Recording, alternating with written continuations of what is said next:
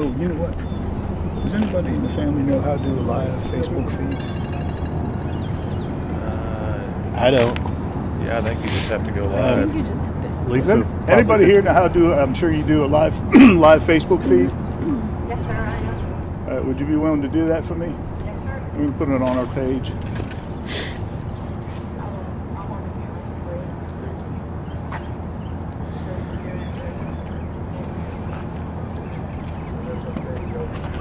I have no clue. Need to move over some. Y'all ready now? Wait, what did I make here?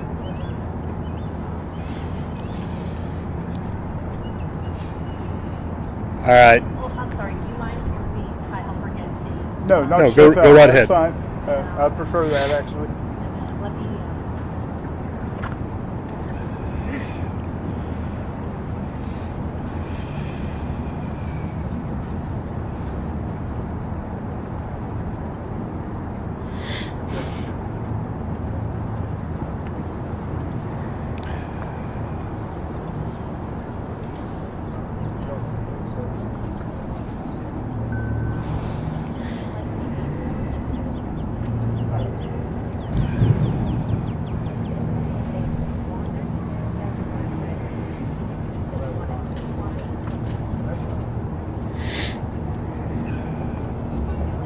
Y'all ready? do you want us to join you?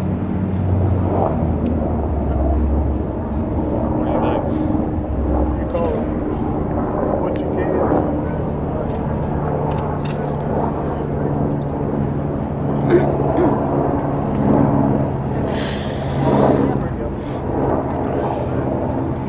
Okay, everybody ready now? Yes, sir. All right, go ahead. Good afternoon. Want to thank everyone for coming out today. With everything that's gone on in the past few days, we've been reached out to and we've spoken with Dave with the United Cajun Navy. We feel that we need the extra resources to come in and help us as we try to get more organized for our family and see if we can't bring some more clues to light. We're very grateful for everyone that's done everything so far. We ask that you continue. We ask that you work and help with us to become more organized, because we don't want individuals out there alone without us knowing, so that we want to make sure everybody's careful. Safety is the number one priority. We appreciate more than you'll ever know the outpouring that we've received from the community, from the press, and everyone else involved. Our goal is still to bring Riley home. We feel that is still a very pliable goal. We feel like Dave and his team and the volunteers that he knows are very skilled and will help bring this for us. This time, I'm going to turn it over to Dave and let him kind of bring some information to light. If we have questions at the end, we'll be more than happy to address, but I do ask that we have a little bit of courtesy for what we're going through right now, and give us just, a few questions, and we'll again meet as we have more information, okay? Thank you. Dave? Thank you, sir. My name is David Flagg. For those who don't have the spelling, last name is F like Foxtrot, L-A-G-G. And I am the National Director of Operations for the United Cajun Navy. Those of you who may not know, people who are in the audience that may not know, we are a disaster response organization. We respond to natural disasters, all over the country. We're formed during Hurricane Katrina, when New Orleans was flooded so badly. We had just a bunch of good old boys that had boats and took it upon themselves to go out into the waters of New Orleans and start rescuing people, taking them supplies, etc., etc.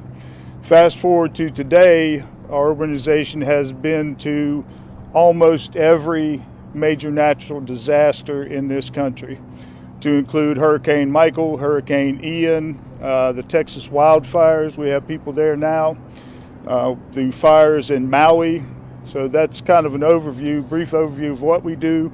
We also obviously get involved in missing persons cases. We do search and rescue and focus on providing supplies of whatever nature the people might need them, food, clothing, etc.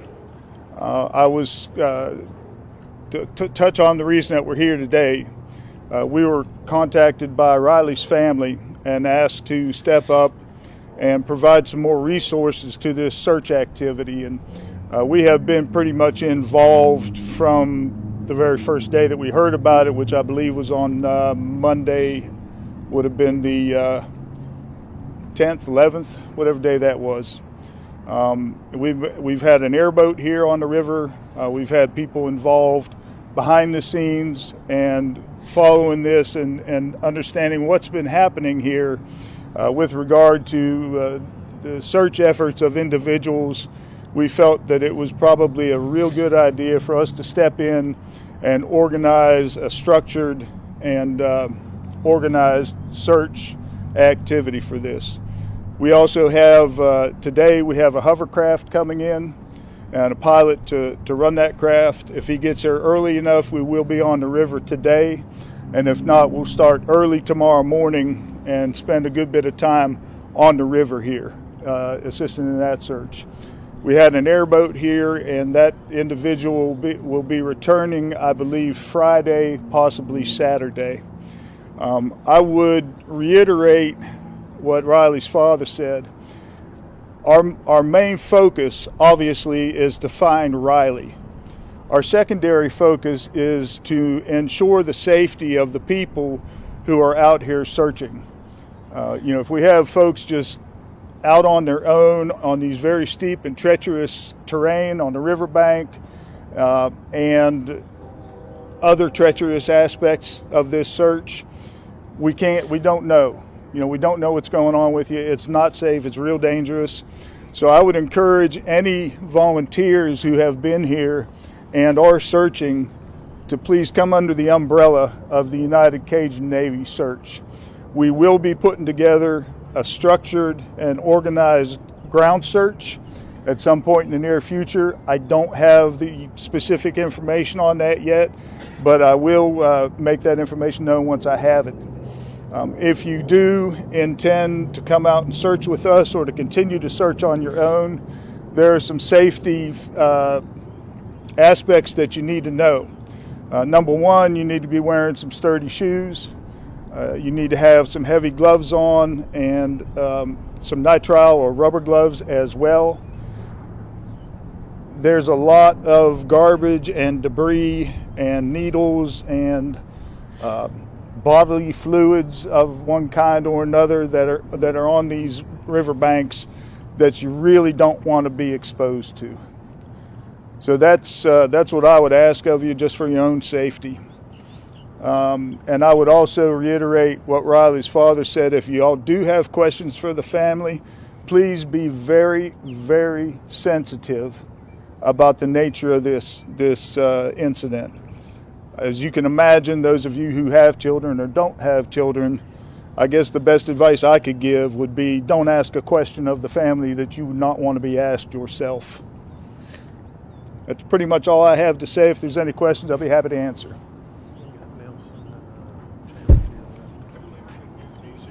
Just one thing that I wonder, for you and for the family, the police have been steadfast for at least several days in saying that they don't suspect any foul play.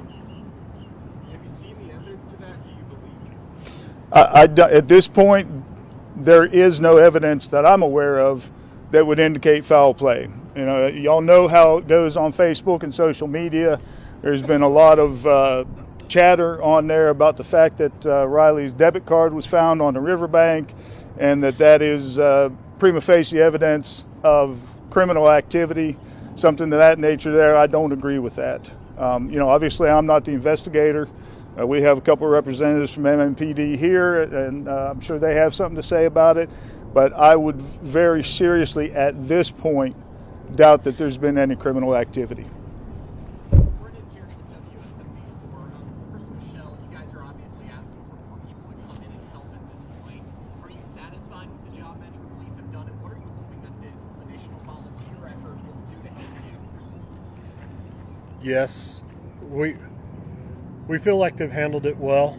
We know that there's an excessive amount of information coming into them that they're having to dissect.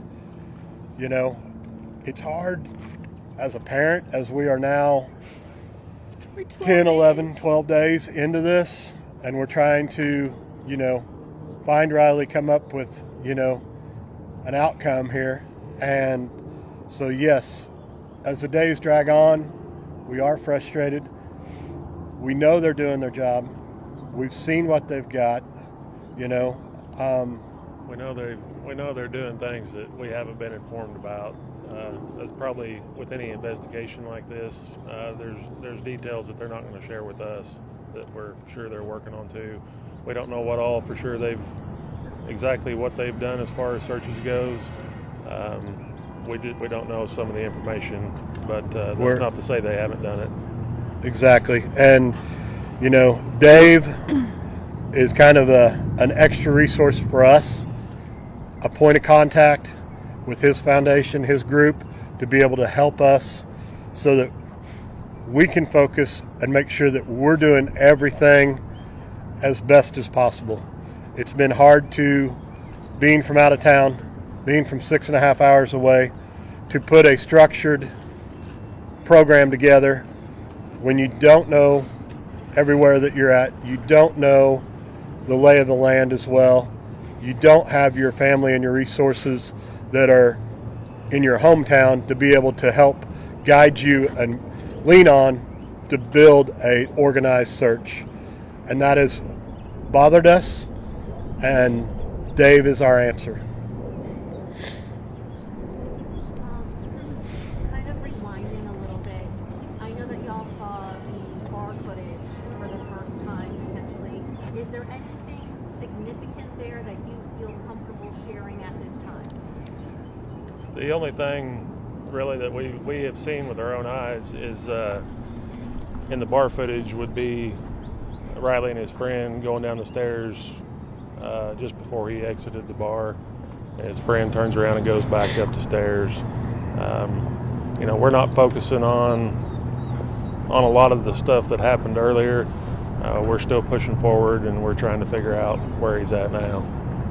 Chris, when do you anticipate police will release the data from cell phone, his iPhone? I am not able to comment on that at this point. I know that they're still digging through information, so hopefully they'll be able to provide information here, you know, as we move forward. We spoke with your good friend Chris. He mentioned there was a text exchange between Riley and a friend of his. Are you able to expand on that? We know that Riley was possibly texting and communicating with multiple people. Again, we don't know the exact people. We don't know the exact timeline, you know, or who the last person was. Anything right now would kind of be speculation on our part Yeah. to exactly what that was. You know, no need to muddy the water. So I'm sure the detectives, as information becomes available that is pertinent like that, they will provide to us, and we will share as we can. And again, we have a couple representatives from the police department here, and that may be a question that you could ask them. Before they come up, there's just, anybody else have questions for the family before I interrupt? I do. Michelle, the last time you and I spoke, you told me he was here with 50 of his fraternity brothers. Not one of them left the bar to go with him. I know you were close with some of his friends as well. What have those conversations been like since? With the boys. I mean, they're heartbroken also. I mean, he's their best friend. And we love these boys like our own. And it's just as hard on them as it is on us. And right now, we We're really just are focusing on bringing Riley home. his last point. He's my best friend. He's everything. Is that it? I have a quick question. Can you tell me how many people are a part of your group who are actually searching, and are there So we are an all volunteer organization. So people who work with us, volunteer with us, have jobs, have families. And so there's at any given time that number is going to fluctuate. Sometimes it might be 2 people and sometimes it might be 200 people. At this point, I am the only boots on the ground for the United Cajun Navy, and that is going to change here very shortly. We're going to get as many people who are associated with our organization involved in this search. The ground search is what I'm referring to. We have a couple representatives from MMPD who'd like to speak with you, but before they do, there's one thing I do want to say, and if I hurt somebody's feelings out there, oh well. I'm a retired Pennsylvania State Trooper.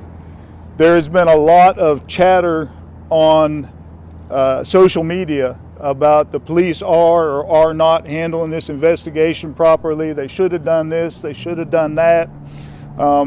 If you're not a trained police officer, your speculation is just that, just speculation. I've been in constant contact with Detective Chandler, and I know that they have been making every effort that they can to bring this investigation, this search to a close. So please, you folks out there on social media, think real hard about what you're going to post before you post it. And that goes as well for posts about the family and about this investigation. The family doesn't really need to see posts on social media that say, well, maybe there's a serial killer out there and that's where he chunked him in the water. That's not cool. Anybody got a question for me? Yes, ma'am.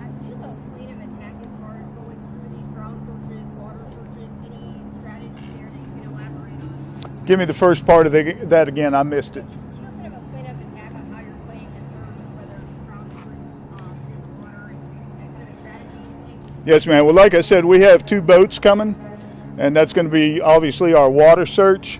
This terrain presents a very, very difficult challenge for a ground search. I'm sure y'all have seen on TV that when there's a field or a wooded area that you have a line of people 2-3 feet apart, everybody just walking through. This is not going to be that. Also, the terrain is going to be very difficult to use any sort of tracking dog. Again, just because it's going to be very difficult to walk. So my goal, and part of the reason that I came down here early today, is so I could get my eyes on the terrain. I hadn't seen it yet, and formulate a plan for that. The plan right now is very loose and informal. We want all the volunteers to meet up with me before we go out, and probably about the only way that we're really going to effectively be able to do this is put people in 2s and 3s, potentially 4s. We are working on getting some supplies, ropes, etc., that are going to enable these people to safely traverse this terrain. If there's anybody out there who would like to contribute to that effort, please feel free to go on our website, thank you, which is unitedcajunnavy.org, and there's a donate button. You can feel free to donate there. But that's my next step, is to get the supplies and the equipment that's needed to be able to conduct this search safely. And that's, as far as the plan goes, that's all we have right now. Anybody else? Yes, ma'am. Do you plan on staying towards the river in your future searches or other downtown areas? And if you give me a list of supplies, I'll be working on getting them. Okay, yeah, yes and yes to your questions. At this point, we're going to focus on the riverbank area and the water, because that appears to be the last place where Riley was seen. We have the last video footage that we have of him, I believe, is from this camera. Is that right? From this camera on this building here, and video footage from surveillance cameras all around the area do not indicate that he ever came up this way or up the steps by the courthouse or anything of that nature there. The last video is of him going underneath this bridge right here, and that's pretty much it. Now, that doesn't mean that we won't do some canvassing of the homeless encampments and the downtown area where there may be other homeless people, simply to see if we can pull out any other information. Speaking of which, if there is anybody out there that has any information about this, please step forward and get in touch with me. You can reach out to me on our Facebook page, which is simply United Cajun Navy on Facebook. If you are scared or concerned about the nature of your information, come and get hold of me anyway. All right. Our main goal here is to bring Riley home. Is there like an email that potential volunteers fill this out, or should they just message you on Facebook? Or Yes, you can message us on Facebook, and our email address is info@unitedcajunnavy.org, and that's United Cajun is CAJUNNAVY, UnitedCajunNavy.org. Anybody else? Gentlemen?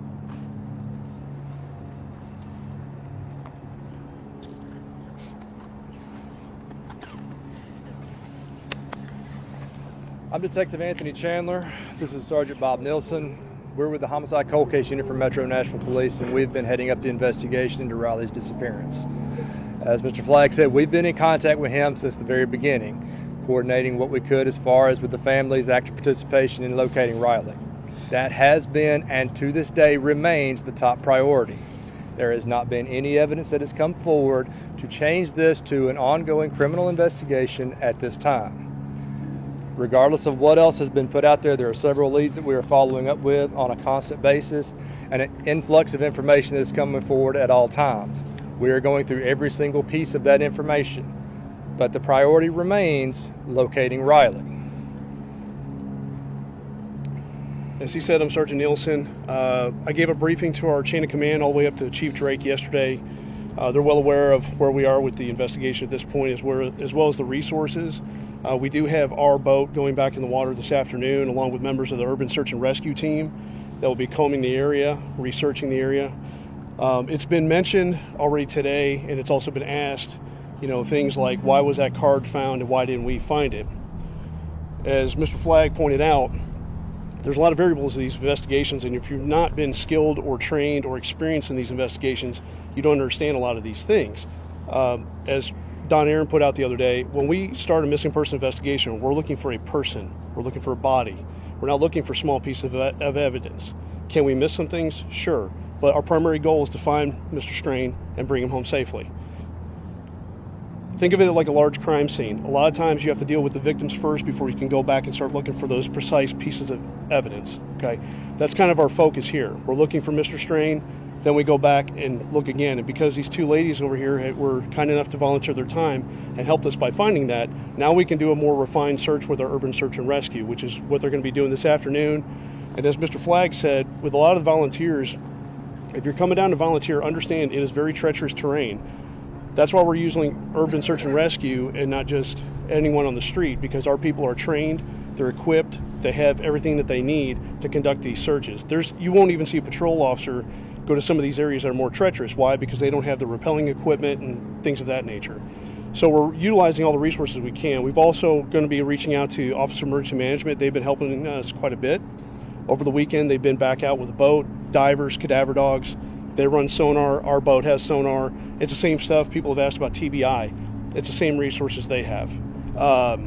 So there's not been a need for us to get additional assistance from these other agencies. However, like Mr. Flagg, Cajun Navy, they have that experience. They want to volunteer their time. They've been very gracious in talking with us, saying they're going to help us out. Not a problem at all. But again, if you have a structured organization like United Cajun Navy, you have the safety protocols in place. You have the equipment and the resources to utilize to conduct that search, as well as to make certain everybody's safe doing that. We're going to continue to search. We're still filtering all the Crime Stoppers tips, as Detective Chandler said. I cannot stress enough the volume of information we've gotten. We've had people get frustrated with us because they'll call us, say, on a Monday, and they don't know why we haven't gotten back to them on Monday. And I've had to explain to them, we have to weigh every piece of evidence we get, or information rather, evenly. We can't just jump to the top, because quite honestly, there's a lot of tips that we're getting that are not tips. They mean well, but they're not tips. So we have to prioritize what's actually providing information. And some of the other things I have my detectives doing today is re-canvassing the area for video And while we don't think Riley may have been in any of these homeless camps away from this area, those are areas that we're going to be working on this afternoon ourselves. Trying to think. In regards to, we've had questions about some of the behind the scenes things we're doing, search warrants, that kind of thing. Please understand it's an open investigation. We cannot share that information with the public because it's an open investigation. It can, if it were to turn into a criminal investigation, well, obviously now we're negatively impacting that situation. So please understand, if you call us and you're asking us questions, there may be some things we cannot answer, and it's to maintain the integrity of the investigation, as well as any potential evidence should there be a criminal component to it. I would also ask, as Mr. Flagg and everybody has, if you have questions for the family, you want to help the family, that's great, but please also respect their privacy. These kinds of incidents that happen, sometimes people with the best of intentions don't know the best way to approach people, and it can cause more stress for the family. So please be mindful of that. What am I missing? I don't think. One of the other things I wanted to make sure everybody understood, all the businesses and everybody we have asked for assistance as far as video or any other information, we have had absolute cooperation from everybody involved. There has never been a time to where anyone has had any issue in giving us any other information. To go along with what Mr. Flagg said, I know earlier I said this is not a criminal investigation this time. Should we uncover something that would change that, it's important that we go through one centralized source to where we know we can then change the manner in which we're searching and can start to conduct that in the proper manner. So if you do want to volunteer, we welcome all eyes to come help try to find Riley. But if we stumble across something to where we need to change the direction of the investigation, it is important that it's through one coordinated source and they're able to get the information back to us so we can adjust accordingly. I think the only thing I would like to add before we open up the questions is one of the concerns people have called in multiple times about is that he was, Riley was being chased, he was being followed. We have seen no evidence of that. We've been through the video multiple times, and that is the reason why we released that body camera footage, because that officer had an interaction with him, and we've talked to other people that have indicated to us there was no injuries on Mr. Strain when they observed him, and there was no indication that he was running from anything or he was in fear. There's been a lot of misconceptions, a lot of misinformation out there, and we're putting out everything we can to dispel all of those misconceptions. We're happy to answer those questions, but again, people are taking what has already been put out, what the media's put out, and then putting their spin on it, calling back with Crime Stoppers tips that are not actually tips. They're their theory on what happened. We love people calling in and helping us, but we need actionable leads that we can follow up on. So please understand too, when you don't see us, like my detectives out in the field constantly, it's because we're trying to prioritize those tips that we're getting to find what's actually useful information that we can follow up on, because sometimes we get tips that we can't follow up on. It's just a statement somebody's making. So with that, you got a question, ma'am? Yes, sir. So the credit card being discovered separated from wherever Riley is and potentially separated from his wallet. Some would say that could potentially go either way. Sure, maybe it just fell out and you didn't even realize, or maybe it was forcefully removed. So how do you decide which it is and which side to lean on, whether missing person versus criminal? Because a lot of folks would say, well, that could certainly indicate, or lay people would say, that could certainly indicate criminal activity. Once we recovered the card, it was secured and processed properly to where it can be examined as far as going into a criminal matter at a later time if it's so needed. How does the United Cajun Navy fit into MNPD's command structure? We pretty much allow our people with the emergency contingency section and USAR to coordinate with them because, we do cold case investigations. We don't handle that part. So our job is typically to get them in touch with them and let them coordinate between the two, because they have the knowledge and expertise and they know how to communicate with one another and schedule with each other what they're going to do, how they're going to do it. It would be kind of a moot point for us to step in the middle of that other than to act as a liaison to get them in contact with one another. You said get them in touch with them? With one part of our department that handles like the urban search and rescue and the boat searches and everything, we get that unit in contact with Mr. Flagg. So they're coordinating their efforts? That's what we plan on, because our resources are coming back out this afternoon, and that's kind of our goal is with Mr. Flagg here today is get him in touch with the supervisors over in that unit so they can make that coordination. And then at what point would your office decide to no longer continue the investigation? Until we have no other actionable leads. But because we work cold case, we continue working it until we just have nothing. And as new information comes in, we continue to pick it right back up and go right back to it. This is not going away. This is not going away anytime soon. And I have detectives that work cold case homicides that are decades old, and we continue to work on those. In fact, one of my detectives has been able to close 2 of them last year. So I say that to say this isn't going away. We keep going until we have absolutely nothing, no new tips, no traces of anything to follow up on. But until that happens, we're still going to be out here doing everything. How would you describe the actionable leads in front of them in PD right now? In what regard? You said we're going to keep going until we have no action. Meaning if somebody calls in with a theory, okay, that's one thing. But unless they're giving us information like a name, a location where they saw a suspicious person, thought they saw a piece of an item that belonged to Riley, that doesn't help us. So we have to filter through to look for the things they're saying. Hey, around this time I saw John Doe at this location. He might have been wearing a similar shirt, or maybe he was talking to Riley. That's actionable. That's something we can follow up on. We can look for video cameras in the area. But when they just say, I just saw a homeless guy in the area, that doesn't help us because it's nothing we can follow up on. Does that help? So enough of those actionable leads are still coming in right Yes, now? sir. Yes. Yes, sir.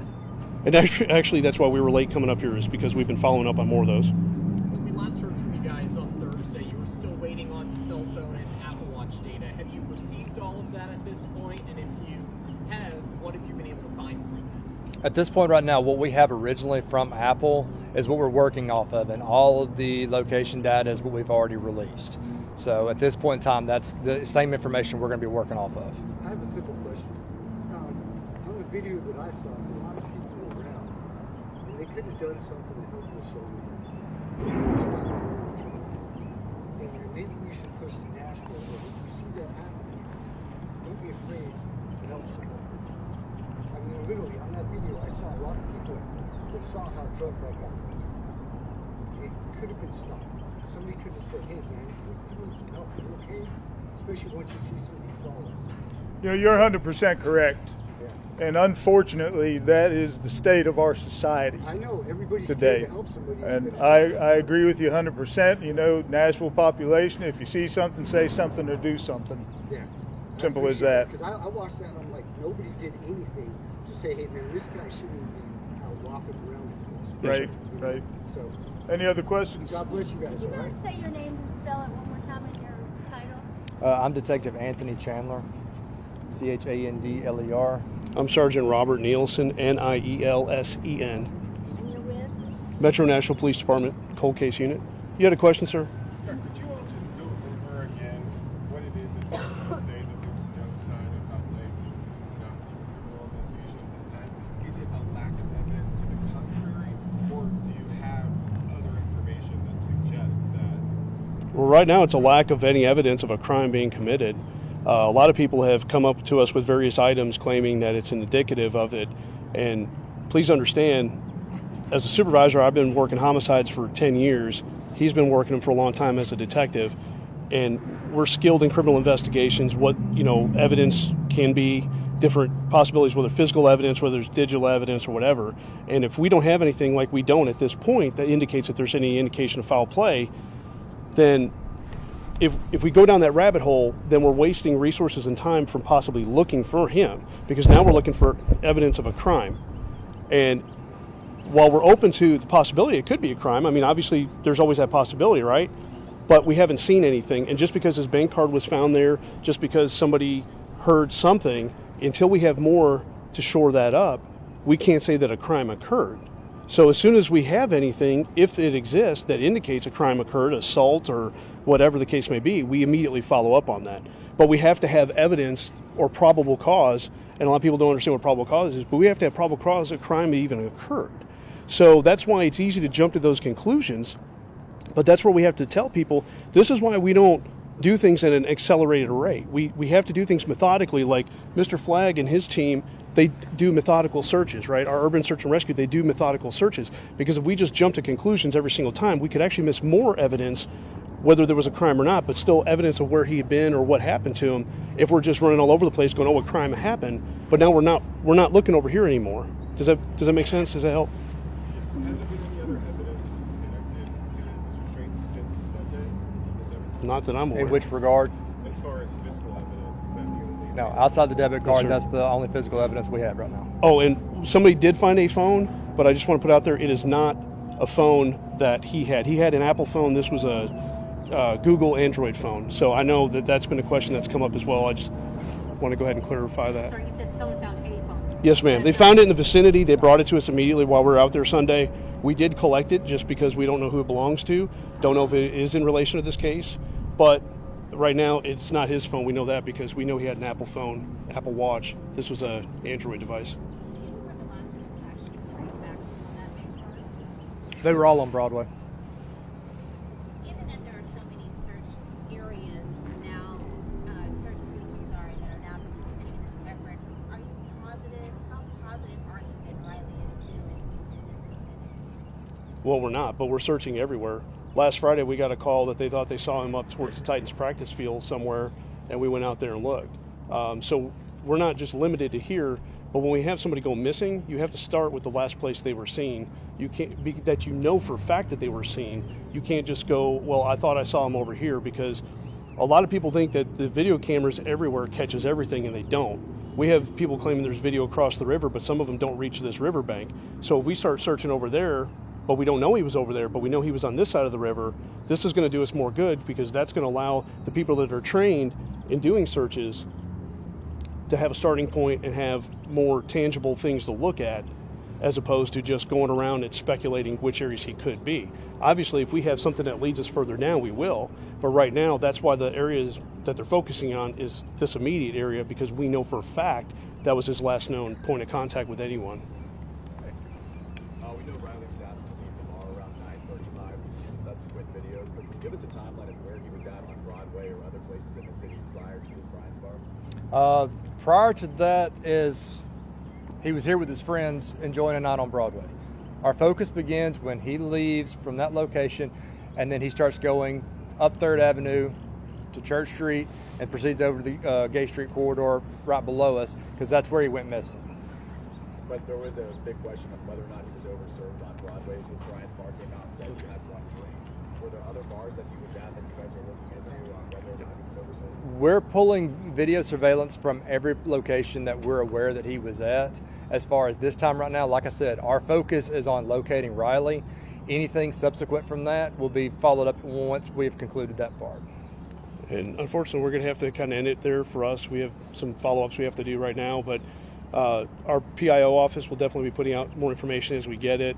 The family, we've been in contact with them and updating them as soon as we can. So appreciate your time. And if you have any other questions in the meantime for our department, please focus them to our PIO for today. Thank you. Thank you. No problem. Thank you, sir. Thank you, Mr. Flagg. All right. Thank you. Yes, sir. Brian Gilbert, I'm Riley's father.